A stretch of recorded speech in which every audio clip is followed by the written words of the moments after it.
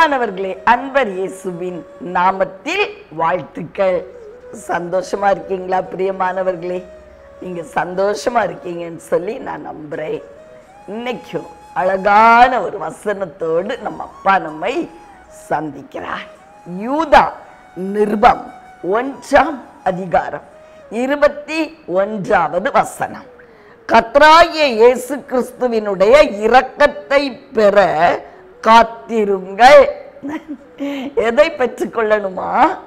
நம் அருள்நாதர் இயேசு கிறிஸ்துவினுடைய இரக்கத்தை நம்ம பெற்றுக்கொள்ளணுமா? அப்ப இரக்கம் யாருக்கு தேவை? யாரோ ஒரு கூட்டத்துக்கு மட்டும் தேவையா? இல்லை, எல்லாருக்கும் தேவை.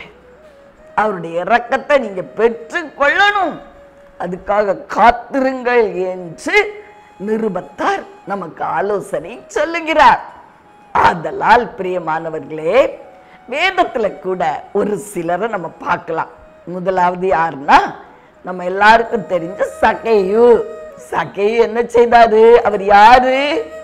ஆயக்காரன் இல்லையா, ஐஸ்வர்யவான் அப்படின்னு அவர் அறிமுகப்படுத்தப்பட்டு இருக்கிறார். ஒரு நாள் எரிக்கோ பட்டணத்தின் வழியாய் அருள்நாதர் கடந்து சென்ற பொழுது சகேயுக்கு ஒரு ஆசை, இவரை பார்த்துடணும், இந்த மகா பெரிய தீர்க்கதரிசியை நான் பார்த்தே ஆகணும்னு சொல்லி ஒரு அத்தி மரத்தின் மேல் ஏறினாரா. பாருங்கள், ஒரு ஐஸ்வர்யமுள்ள மனுஷன், ஊர்ல எல்லாருக்கும் தெரியும் இல்லையா? ஆனாலும் அவருடைய வாஞ்சையை பார்த்தீங்களா?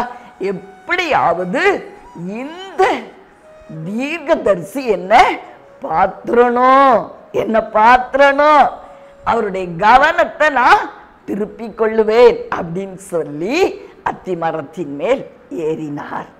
இயேசு அவனை பார்த்த பொழுது நின்று, சகேயுவே நீ இறங்கி வா அப்படின்னு சொல்லி அவனோடு அவனுடைய வீட்டிற்கு சென்றது மட்டுமல்ல, இன்னைக்கு உன் வீட்டுக்கு ரட்சிப்பு உண்டாயிட்டு சகேயு அப்படின்னு சொல்லிவிட்டார்.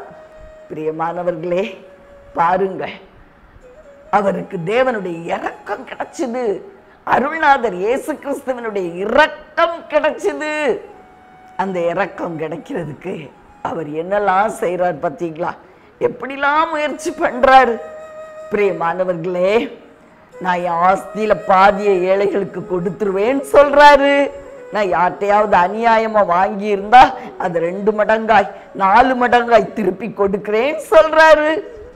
அதெல்லாம் இப்படிலாம் தேவனுடைய கவனத்தை, அவருடைய அட்டென்ஷன் தன் பட்சமாய் திருப்பி கொள்ளுகிறார் சகேயு.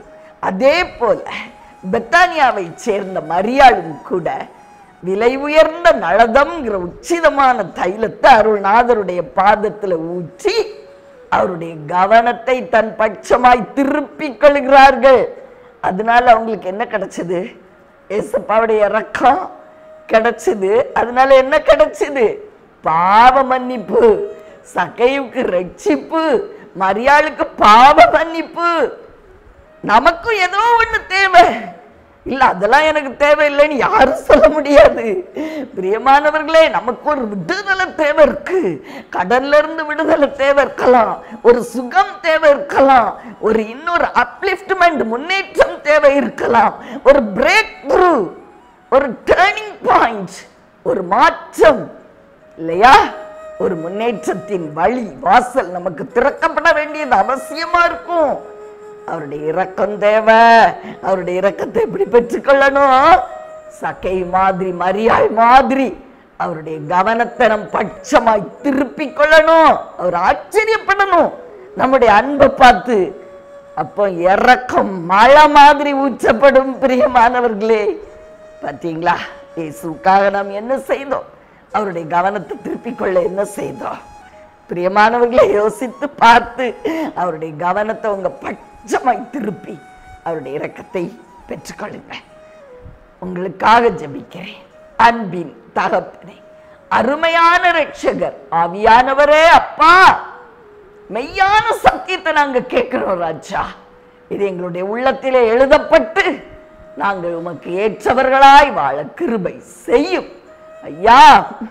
உம்முடைய இரக்கத்தை பெற காத்திருக்கும்படி அருமையான நிருபத்தார் எங்களுக்கு ஆலோசனை சொல்லி இருக்கிறார். தயவாய் இறங்கி உம்முடைய இரக்கத்தை எங்க மேல ஊற்றுங்கப்பா. கட்டுகளும் கண்ணிகளும் வேதனைகளும் கண்ணீர்களும் எல்லாம் நொறுங்கி போகும். விடுதலையும் சமாதானமும் நம் பங்காய் இருக்கும். இயேசுவின் நாமத்தில்